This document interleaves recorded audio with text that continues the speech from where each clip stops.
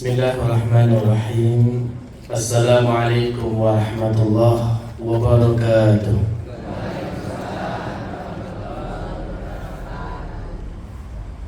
Alhamdulillahi wa kafa, wassalatu wassalamu ala nabiyyina wa habibina Muhammad al-Mustafa wa ala alihi wa ashabihi wa man tabi'al huda.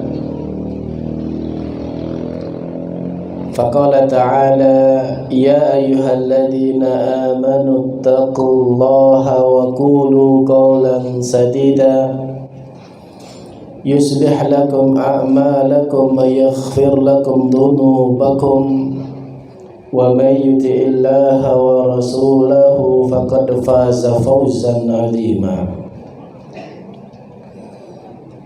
أما بعد سبحانك اللهم لا علم لنا إلا ما علمتنا ولا سهل إلا ما جعلته سهلا ربنا زدنا علما نافعا وارزقنا فهما.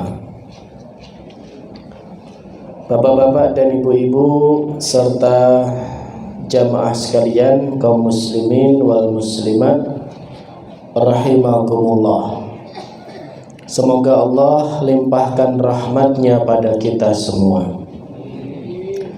Alhamdulillah, kita memuji Allah atas nikmat yang diberikan kepada kita. Dan sering kita ingatkan bahwa di antara nikmat yang hendaknya patut kita jaga,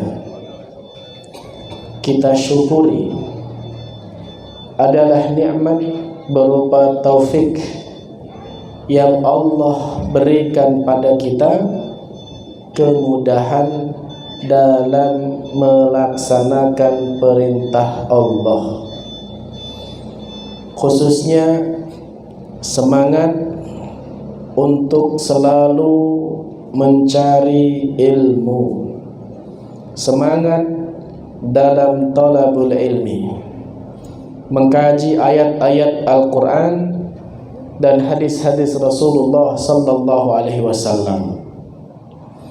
Sebab keduanya adalah sumber kebaikan, panduan, petunjuk dalam kehidupan kita untuk meraih kebahagiaan di dunia dan di akhirat kelak. Jamaah sekalian rahimakumullah, pada pagi hari ini kita akan mengkaji satu hadis Rasulullah sallallahu alaihi wasallam. Saya akan bacakan hadisnya, kemudian akan kita terjemahkan, lalu kita ambil faidah-faidah pelajaran penting dari hadis Rasulullah sallallahu alaihi wasallam yang mulia ini. An Sa'ad bin Abi Waqqas radhiyallahu anhu anna Rasulullah sallallahu alaihi wasallam aqbala dhata yawmin minal 'aliyah hatta idza marra bi masjid Bani Muawiyah dakhala fa shalla fihi faraka'a fihi rak'atain wa sallaina ma'ahu wa da'a rabbahu tawila thumma insarafa ilaina faqala sallallahu alaihi wasallam da'autu rabbi thalatha fa'atani da'autu rabbi thalatha fa'atani isnatain wa mana'ani wahidah. Da'autu rabbi alla yuhlika ummati bisanah famana'aniha. Da'autu rabbi alla yuhlika ummati bisanah fa'ataniha. Wa da'autuhu alla yuhlika ummati bil gharaqi fa'ataniha wa da'awtuhu alla yaj'ala ba'sahum bainahum famana'aniha, rawahu Muslim. Menikah hadisnya kita terjemahkan dulu dari sahabat Sa'ad bin Abi Waqqas radhiyallahu anhu bahwa Rasulullah sallallahu alaihi wasallam pada suatu hari datang dari arah Aliyah. Aliyah itu satu tempat yang ada di Madinah pada masa itu. Hatta idza marra bi masjid Bani Muawiyah. Kemudian ketika sampai melewati masjid Bani Muawiyah, Nabi sallallahu alaihi wasallam masuk masjid lalu sholat 2 rakaat, dan kami para sahabat ikut sholat bersama Nabi. Setelah sholat, Nabi berdoa panjang. Setelah itu berbalik menghadap ke arah kami para sahabat dan bersabda, "Aku meminta kepada Allah 3 permintaan. Yang 2 dikabulkan, yang 1 tidak dikabulkan." 3 doa itu, yang pertama Nabi berkata, "Aku meminta kepada Allah agar umatku tidak dibinasakan dengan paceklik musim kemarau yang berkepanjangan."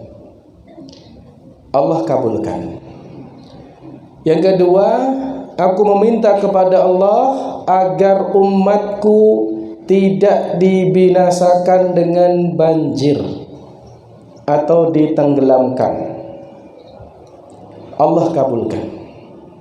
Dan yang ketiga, aku meminta kepada Allah, kata Nabi kita, agar umatku, umat Islam, tidak berpecah belah, tidak tercerai-berai dari kalangan internal mereka sendiri. Famana'aniha, tapi yang ketiga ini tidak dikabulkan oleh Allah. Hadis riwayat Imam Muslim. Bapak Ibu sekalian rahimakumullah, sebelum kita membahas hadis, terlebih dahulu kita sedikit mengenal tentang sahabat yang meriwayatkan hadis ini. Kita tidak boleh melupakan jasa para sahabat, sebab Allah Subhanahu wa taala berfirman, "Wala tansawul fadla bainakum." Jangan kalian itu melupakan jasa kebaikan di antara kalian. Kalau ada orang berbuat baik pada kita, maka kita jangan melupakan kebaikan orang tersebut. Nah, para sahabat adalah orang yang sangat berjasa kepada kita, karena merekalah yang meriwayatkan hadis-hadis dari Rasulullah sallallahu alaihi wasallam sehingga bisa sampai kepada kita semua. Radhiyallahu anhu. Nah, pada hadis ini sahabat yang meriwayatkan adalah Sa'ad bin Abi Waqqas. Abi Waqqas itu nama kunyah. Kunyah itu adalah nama yang diawali dengan Abu kalau laki-laki, Ummu kalau perempuan. Nah, terkadang sebagian sahabat itu lebih terkenal dengan nama kunyahnya daripada nama aslinya. Seperti misalnya Abu Hurairah, aslinya sinten namanya? Abdurrahman bin Sakhar. Seperti Abu Bakar, kita lebih sering dengar Abu Bakar, itu nama kunyah. Aslinya siapa? Aslinya adalah Abdullah bin Quhafah. Ya. Sama juga dengan bapaknya saat ini, namanya Abu Waqqas. Nama aslinya adalah Sa'ad bin Malik bin Uhaid bin Abdi Manaf Al-Qurashi, salah satu pembesar bangsawan Quraisy. Sa'ad bin Abi Waqqas, jamaah sekalian, adalah sahabat yang termasuk as-sabiqunal awwalun, awal-awal masuk Islam. Dan beliau ini mengikuti seluruh peperangan Rasulullah sallallahu alaihi wasallam, dan beliau selalu berada di garda paling depan. Karena beliau ini punya spesialisasi ahli panah.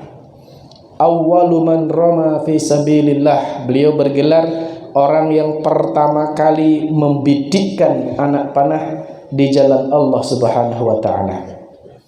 Sampai-sampai sekarang itu dikembangkan ya klub panahan yang sangat memanahnya itu sampai kepada Sa'ad bin Abi Waqqas ini. Begitu tepatnya sasaran ketika beliau memanah itu, bahkan sambil berkuda. Dan beliau bisa membidik anak panahnya itu tepat sasaran, jamaah sekalian. Begitu kemampuan yang luar biasa yang dimiliki oleh sahabat Sa'ad bin Abi Waqqas. Sa'ad bin Abi Waqqas juga termasuk 10 sahabat yang dijamin masuk surga. Ya, 10 sahabat yang dijamin masuk surga dalam satu hadis. Semua sahabat itu dijamin masuk surga. Ya, wa kullu wa'adallahu lihusna. Semua sahabat itu dijamin akan masuk surga. Tapi ada 10 sahabat secara khusus yang disebutkan dalam satu hadis yang kemudian digelari al-asyarah al-mubasysyirin bil jannah. 10 sahabat yang dijamin masuk surga. Mereka adalah yang pertama Abu Bakar Siddiq, Umar bin Khattab, Utsman bin Affan, Ali bin Abi Thalib, Zubair bin Awam, Talhah bin Ubaidillah, Abu Ubaidah bin Jarrah, Sa'id bin Sa'ad, Abdurrahman bin Auf, dan yang ke-10 adalah Sa'ad bin Abi Waqqas. Dan Sa'ad bin Abi Waqqas orang yang meninggal terakhir dari 10 nama tadi, tahun 55 Hijriah, pada usia lebih 70 tahun radhiyallahu anhu. Nah, ini hadis yang beliau riwayatkan. Beliau menceritakan bahwa suatu ketika Nabi sallallahu alaihi wasallam datang dari arah Aliyah. Ya, sekali lagi Aliyah adalah salah satu tempat yang dulu ada di daerah Madinah pada masa itu, namanya Aliyah. Lalu ketika sampai di Masjid Bani Muawiyah, ya, Masjid Bani Muawiyah. Kalau sekarang masjid itu masih ada, dibangun tempatnya, namanya Masjid Al-Ijabah.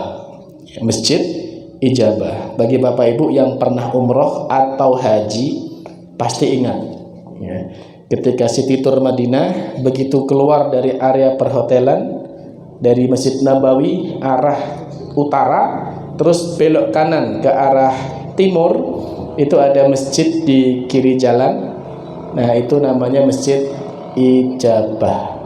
Ya, dulu Masjid Bani Muawiyah. Dari sini dapat kita ambil faidah bahwa Rasulullah sallallahu alaihi wasallam mengajarkan kepada kita salah satu bentuk aplikasi seseorang yang hatinya selalu terpaut dengan masjid. Rajulun qalbuhu mu'allakun bil masajid. Seseorang yang hatinya itu selalu terpaut dengan masjid. Ketika melewati masjid dan singgah di masjid, apa yang dilakukan? Salat. Ya, salat di masjid itu. Inilah salah satu aplikasi seseorang ketika hatinya itu selalu terpaut dengan masjid. Dimanapun dia singgah ada masjid, dia lalu kemudian salat. Ya, bukan cuman sekedar numpang nyuwun sewu, numpang ke WC tok bariku pergi. Ya, karena ada sebagian orang lewat masjid tapi sampai di masjid hanya apa? Hanya untuk buang air. Setelah itu pergi lagi.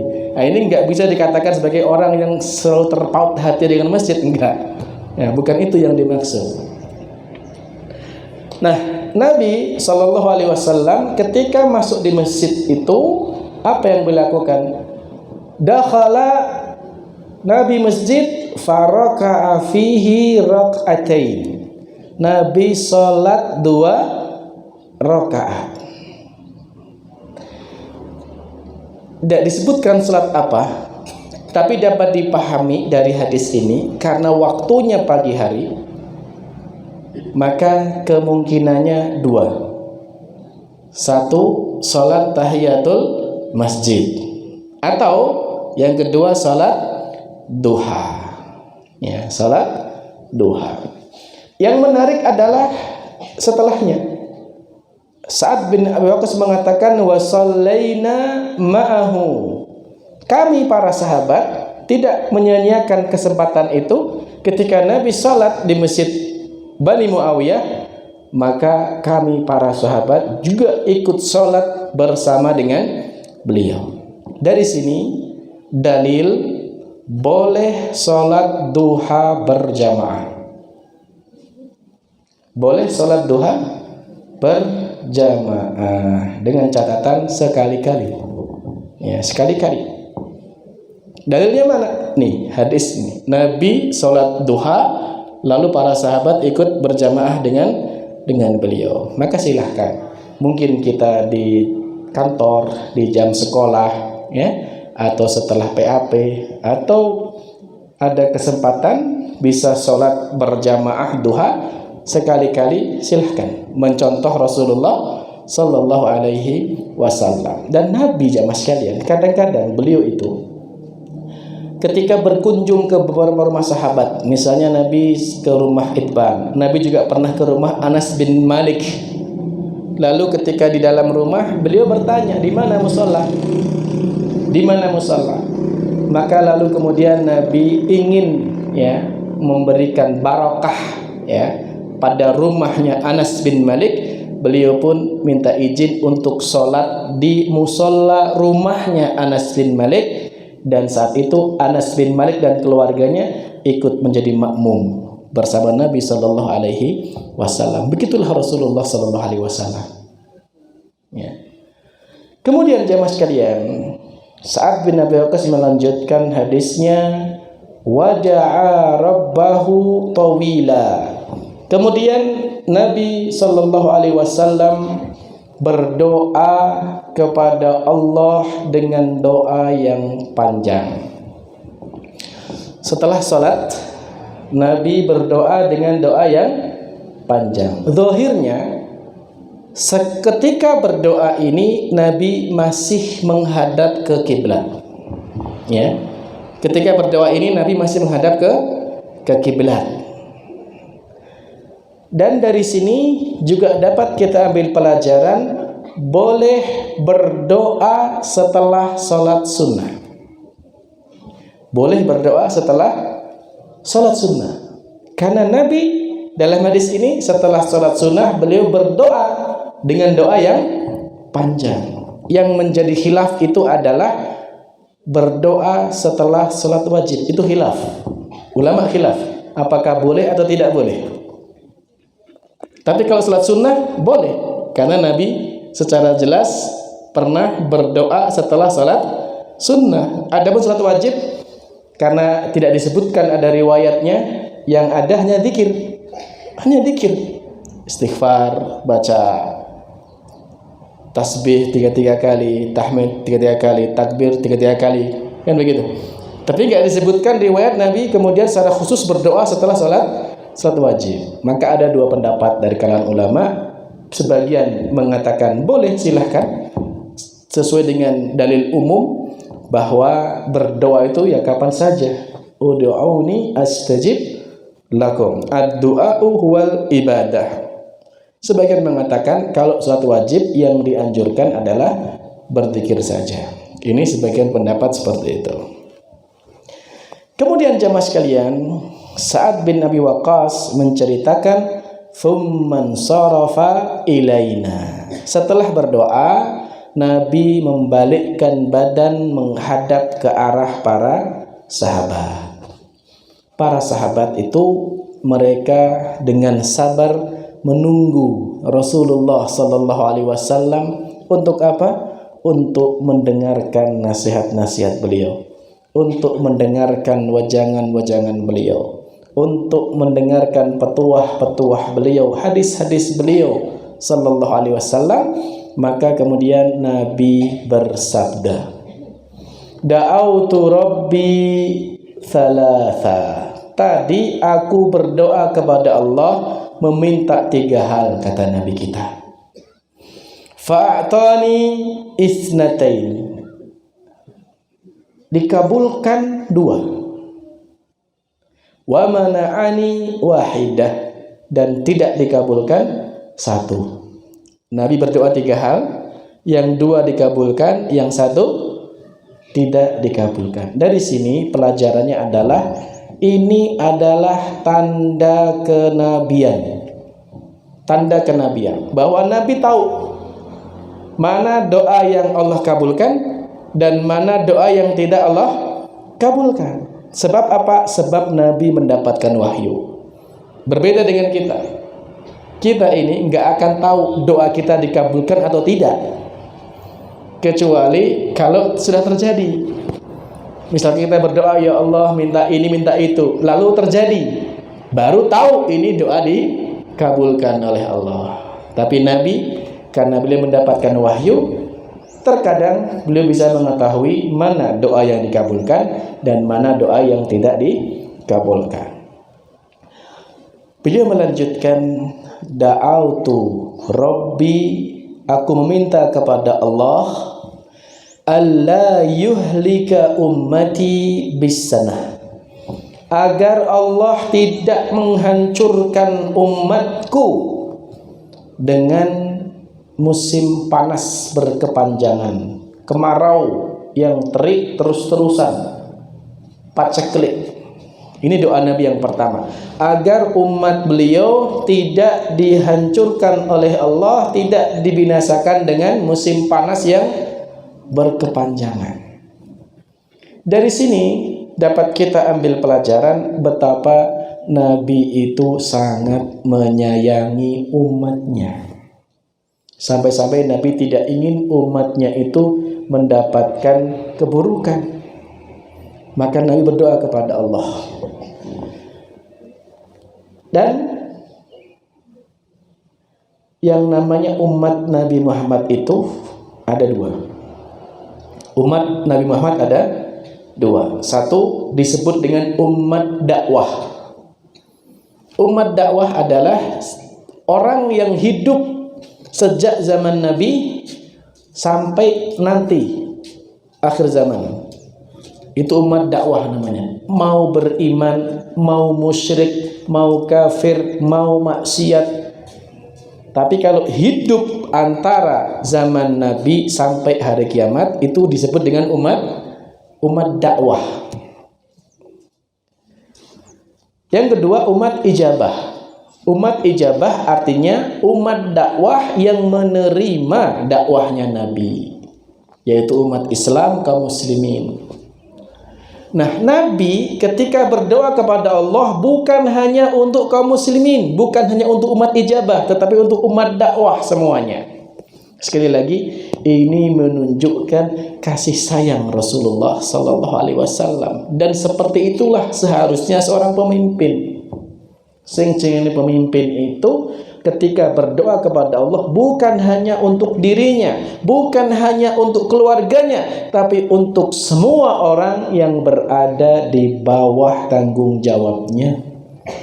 Kalau dia sebagai seorang ketua RT, ya hendaknya dia mendoakan satu RT. Kalau dia kepala desa, ya dia mendoakan seluruh warga desa. Kalau dia seorang bupati, ya mendoakan seluruh warga satu kabupaten. Seperti itu.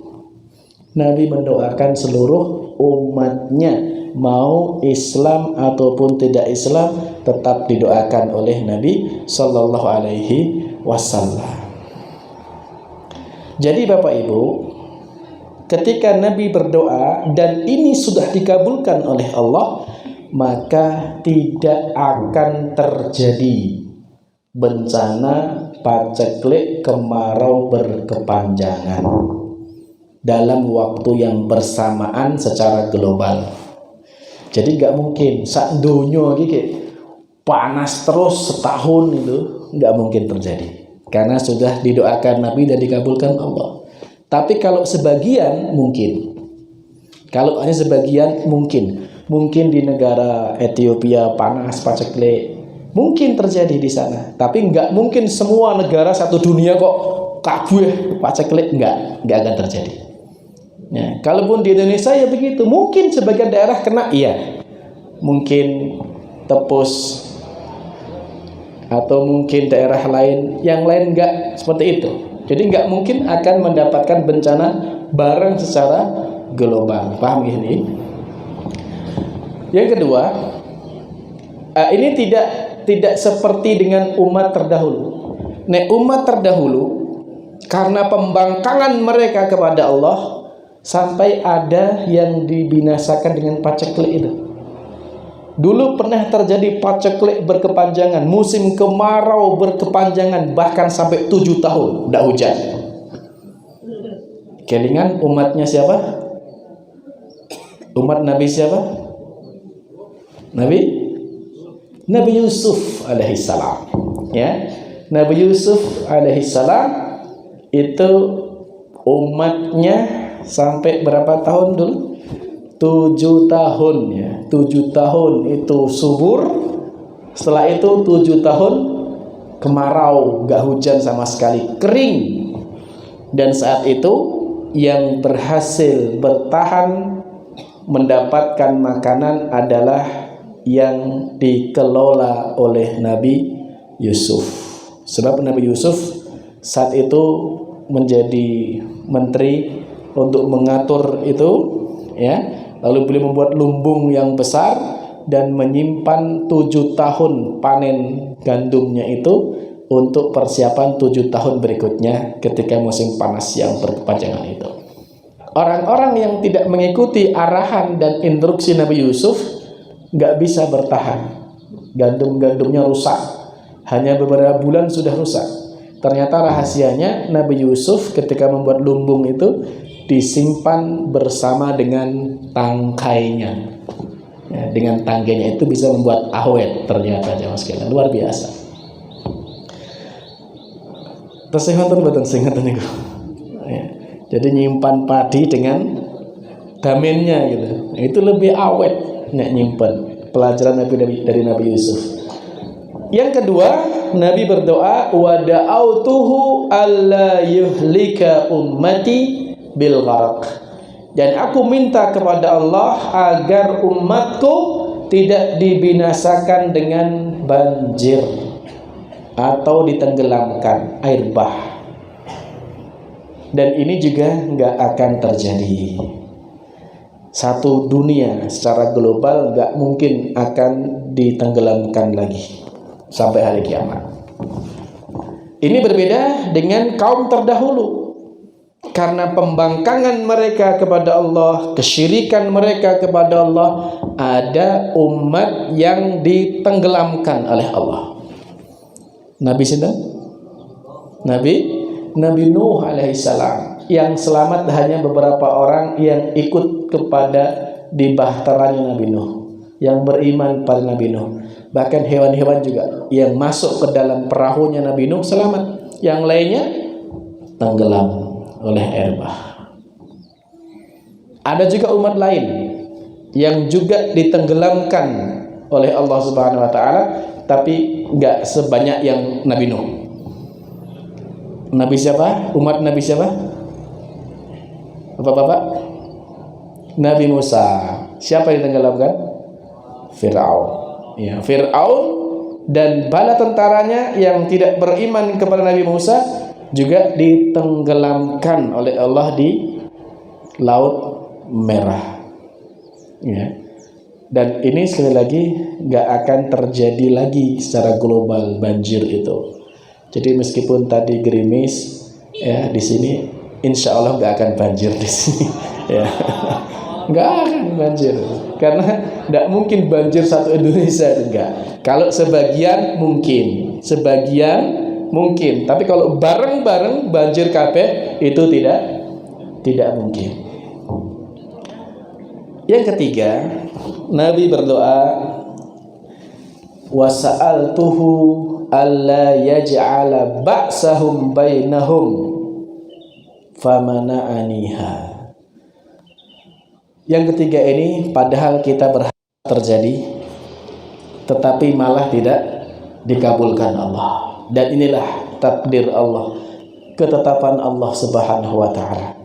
Nabi meminta agar umatku tidak bercerai-berai, tidak berpecah belah dari kalangan internal sendiri.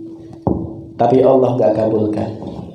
Jadi umat Islam ini ya memang sudah sunnatullah akan ada terjadi pecah belah, terbelah, ya, tercerai-berai. Bahkan dari mana? Dari internal sendiri. Dari internal sendiri. Ini sudah sunnatullah akan terjadi. Ya, meskipun kita berharap gak terjadi, tapi itu akan terjadi. Namun jamaah sekalian, atau Nabi pernah bersabda, Yahudi itu terpecah ke dalam 71 golongan. Nasrani terpecah dalam 72 golongan. Wasataftariku hadhil ummah, dan umat Islam ini akan terpecah ke dalam 73 golongan. Kulluha finnar, semuanya ke neraka. Illa wahidah, kecuali satu. Siapa satu golongan itu? Satu golongan itu Nabi kita mengatakan ma'ana wa ashabi alaihi. Golongan yang aku, Nabi dan para sahabat di atasnya, yang kemudian dikenal dengan ahlus sunnah wal jamaah. Inilah satu golongan yang akan dijamin ke surganya Allah, ahlus sunnah wal jamaah. Namun perlu dipahami Bapak Ibu, ahlus sunnah wal jamaah itu pemahaman dan pengamalan, bukan milik golongan, bukan milik organisasi, bukan milik lembaga, bukan milik ormas, bukan.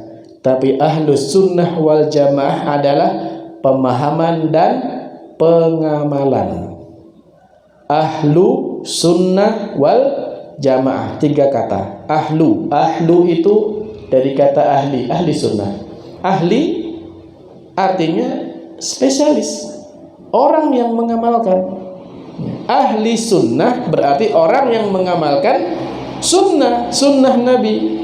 Wal jamaah, apa itu jamaah? Jamaah adalah para sahabat. Sehingga ahlus sunnah wal jamaah artinya orang yang mengamalkan sunnah Nabi sebagaimana yang dicontohkan para sahabat. Itulah ahlus sunnah. Maka siapapun bisa menjadi ahlus sunnah. Tapi kalau ada orang yang mengklaim ahlus sunnah wal jamaah tapi kelakuannya tidak mengamalkan sunnah, nah itu omdo, hanya omong doang, hanya pengakuan saja. Ahlus sunnah itu pengamalan, jamaah sekalian. Nah, kemudian jamaah sekalian yang dimuliakan Allah Subhanahu wa ta'ala, yang perlu untuk kita perhatikan dari hadis ini, ketika Nabi kita berdoa umat ini agar tidak terpecah belah, agar tidak tercerai-berai dari internal sendiri, hadis ini bukan untuk legitimasi, bukan untuk legitimasi kemudian kita menerimanya saja. Maksudnya adalah bagaimana kita jangan menjadi orang yang berpecah belah, jangan menjadi kita orang yang termasuk dalam golongan itu, atau malah kita menjadi provokator umat Islam terpecah belah. Maknanya adalah agar kita menghindari itu. Berusahalah, berupayalah untuk bersatu, untuk kemudian menjalin persatuan dengan kaum muslimin, bukan terpecah belah.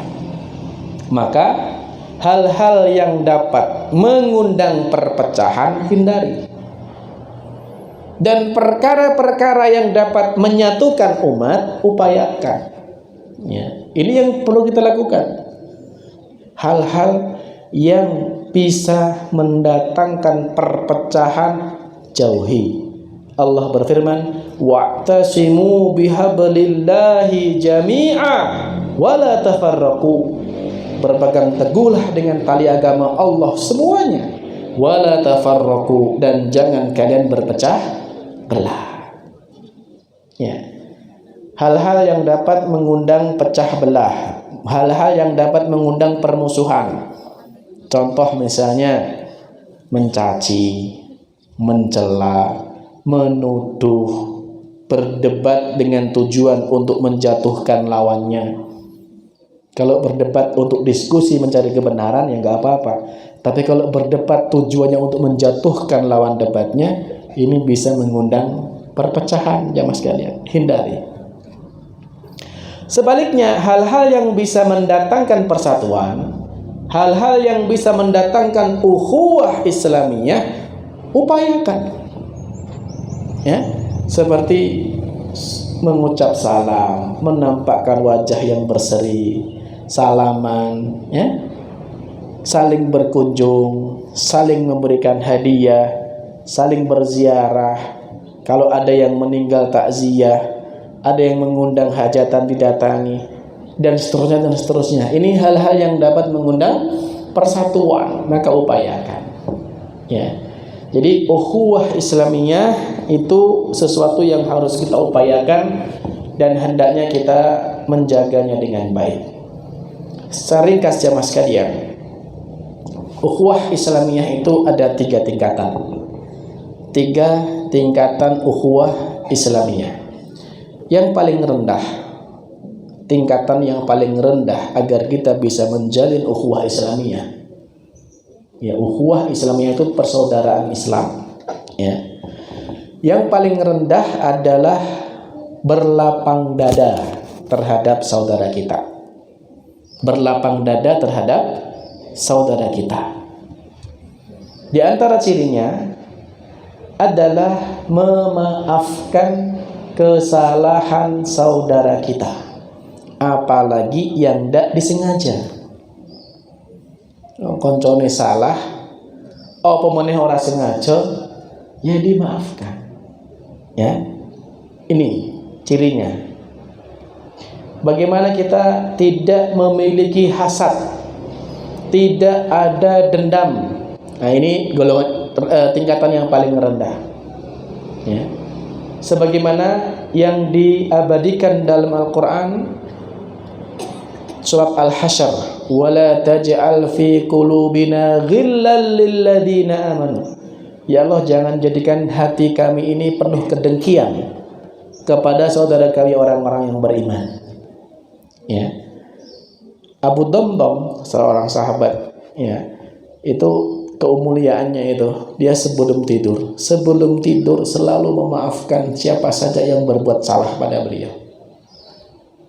Beliau sebelum tidur, siapapun yang hari ini berbuat salah kepadaku, aku sedekah dengan kehormatan. Artinya dia bersedekah dengan memaafkan kesalahan orang lain itu, tidak memasukkan ke dalam hati beliau. Ini tingkatan yang paling rendah. Tingkatan yang nomor 2, pertengahan, adalah tingkatan yang dinamakan dengan persamaan. Ya, kalau yang paling rendah tadi lapang dada, yang menengah adalah persamaan. Bagaimana kita memperlakukan saudara kita sebagaimana kita memperlakukan diri kita sendiri. Rasulullah sallallahu alaihi wasallam bersabda, la yu'minu ahadukum hatta yuhibba li akhihi ma yuhibbu li nafsihi. Tidak sempurna iman di antara kalian sampai kalian mencintai untuk saudaranya sebagaimana mencintai pada diri sendiri. Ini tingkatan ukhuwah yang kedua.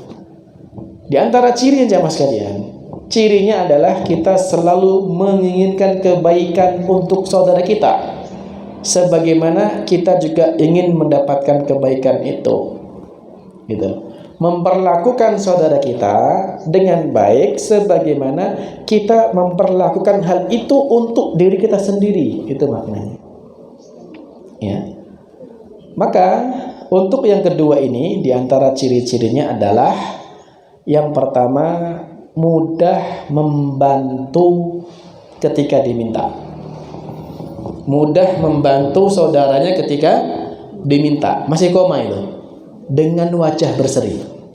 Ya, dengan wajah berseri, ini poin. Karena kadang-kadang ada orang membantu ning karun berengut. Enggak, ini kalau tingkatan ukhuwah yang kedua ini enggak, dia membantu ketika diminta, tapi seiring dengan itu dengan wajah berseri. Ini sudah level kedua itu. Kemudian yang berikutnya, membantu tanpa diminta. Ini beda. Kalau yang pertama diminta, ya, yang kedua ini dia sudah membantu tanpa diminta. Ketika tahu ada saudaranya dalam kebutuhan, maka dia dengan sukarela membantu meskipun tanpa diminta. Yang berikutnya, cirinya adalah suka mendoakan saudaranya. Ya. Sahabat Abu Darda radhiyallahu anhu, beliau mengatakan bahwa doa untuk saudaranya tanpa sepengetahuannya itu mudah dikabulkan Allah. Dan beliau selalu mendoakan 60 nama sahabatnya. Jadi ada 60 sahabat spesial beliau yang selalu disebut namanya dalam doa-doa beliau. Ini ukhuwah seperti itu. Yang berikutnya, di antara cirinya lagi adalah menjaga kehormatan saudaranya.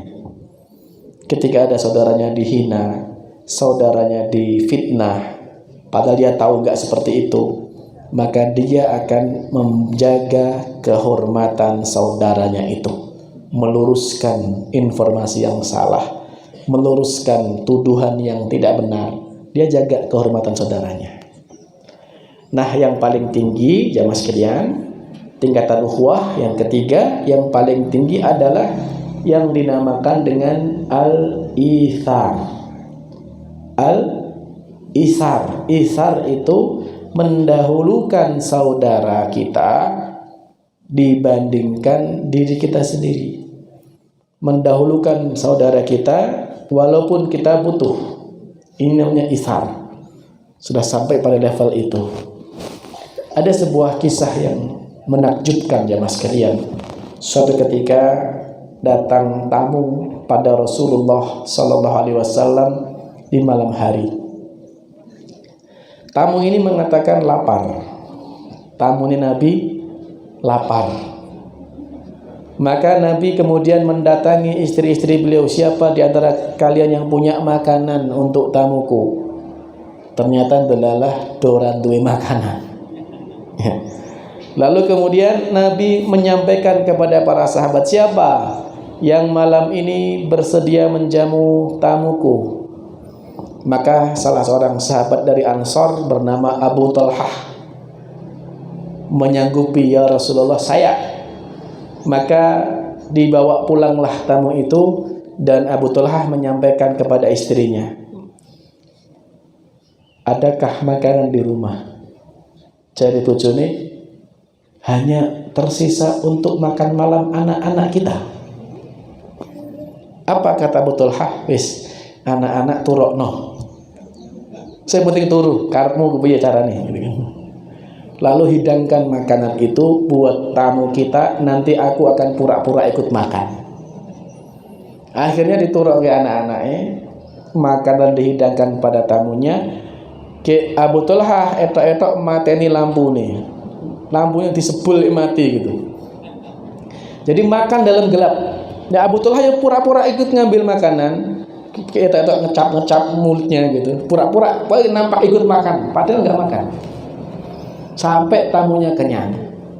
Nah, besok paginya Abu Talhah menghadap Rasulullah sallallahu alaihi wasallam menyampaikan kejadian semalam dan Nabi mengatakan Allah bergembira dengan apa yang kamu lakukan tadi malam. Turun ayat dalam surat Al-Hasr ayat 9 ya. Wa yu'thiruna ala anfusihim walau kana bihim khasasah. Ya, orang-orang Ansar itu begitu mencintai kaum Muhajirin dan mereka mendahulukan saudaranya melebihi terhadap diri sendiri walaupun mereka sangat membutuhkan. Ini tingkatan yang paling tinggi, mendahulukan saudaranya daripada diri sendiri. Sebagai penutup jamaah sekalian, ada yang perlu kita pahami, kaidah. Jenengan tiada kemen apa? Al-isaru fil ibadati makruhah wali ghairiha mahbubah. Itu kaidahnya. Isar tadi apa? Mendahulukan saudaranya. Isar jika dalam ibadah itu makruh. Tapi untuk selain ibadah terpuji. Paham?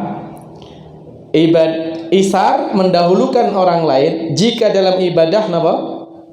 Makruh. Tapi kalau dalam selain ibadah dia terpuji. Jadi isar itu untuk hal di luar ibadah. Kalau dalam ibadah jangan. Contoh misalnya, tiba sholat berjamaah. Nggih. Terus jenengan sing lanang-lanang niku pengen mengamalke mendahulukan saudaranya. Panjenengan men sing sah pertama, monggo jenengan. Itu makruh, Pak. Wah, ana pejabat, panjenengan mendengar, monggo. Itu hukumnya makruh. Kenapa rugi jenengan? Wong gede pahalane ning ngarep kok.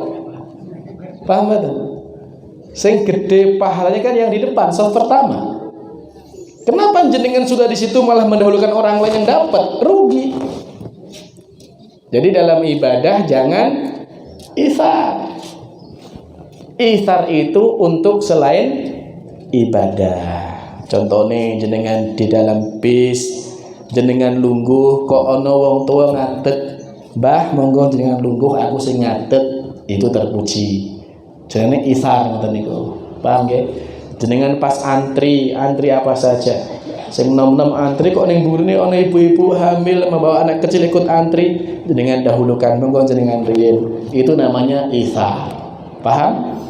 Ya, jadi isar itu nek nggon ibadah makruh, nek untuk muamalah dia terpuji. Ini Bapak Ibu beberapa hal yang perlu untuk kita perhatikan, dan mari kita jaga persatuan kita, jaga ukhuwah Islamiyah. Hal-hal yang dapat mendatangkan perpecahan hindari. Kan macam-macam itu ya, kaum muslimin bisa terpecah belah macam-macam. Seperti yang tadi disampaikan ya, pilkada aja bisa bikin berpecah ya, maka jangan sampai itu menjadi perpecahan di antara kita. Ini yang dapat kita kaji pada pagi hari ini. Semoga ada manfaatnya. Kurang dan lebihnya mohon dimaafkan. Hadanallahu wa iyyakum ajma'in. Wa akhiru da'wana anil hamdulillahi rabbil alamin. Wassalamu alaikum warahmatullahi wabarakatuh.